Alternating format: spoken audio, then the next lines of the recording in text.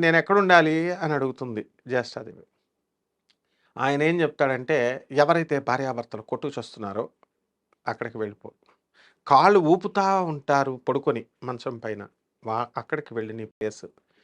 అలా కొన్ని ఇండికేషన్స్ ఇచ్చారు. శుభ్రత లేని చోట నిత్యము దీపం అందుకని పెట్టాలి మనం దేవుడికి. మనం ఏదో దేవుడికి ఫేవర్ చేస్తున్నందుకు కాదు. ఒక్క రోజైనా సరే దీపం పెట్టకపోతే జ్యేష్ఠాదేవికి ఎంట్రీకి ఎలిజిబిలిటీ టికెట్ ఇచ్చినట్టు అనమాట. పాస్‌పోర్ట్ వచ్చేస్తుంది ఆమెకి. సో, ఎక్కడైతే దీపారాధన జరగకుండా కొన్ని రోజుల నుంచి పాడుబడిన ఇల్లులా ఉంటుందో, తుడవని ఇల్లుంటుందో, సూర్యోదయం తర్వాత మొహం బ్రషింగ్ చేస్తారు. స్నానాలు అన్నీ కూడా లేట్‌గా చేస్తారు. ఇవన్నీ రూల్స్ కొన్ని చెప్పాడు. చెప్పిన తర్వాత దేర్ యూ గో అన్నాడు.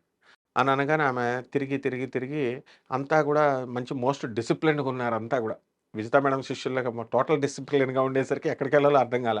స్వామి అందరూ చాలా డిసిప్లిన్డ్‌గా ఉన్నారు. ట్రైనింగ్‌లో పెట్టేశారు ఆర్డర్‌లో. ఎలా అంటే పాతాళ లోకంకెళ్ళి తపస్సు చేసుకో అంటాడు ఆయన. అప్పుడు పాతాళ లోకానికెళ్ళి జ్యేష్ఠాదేవి తపస్సు చేస్తా ఉంటది. ఇక్కడ మహాలక్ష్మి తల్లి వైకుంఠానికి తీసుకెళ్ళాడు. ఇక్కడ ఏమిటంటే మహాలక్ష్మి ఉన్న చోట జ్యేష్ఠాదేవి ఉండదు. అవును. కాంట్రడిక్షన్ అది. ధనం ఉన్న చోట దరిద్రం ఉండదు. దరిద్రం ఉన్న చోట ధనం ఉండదు.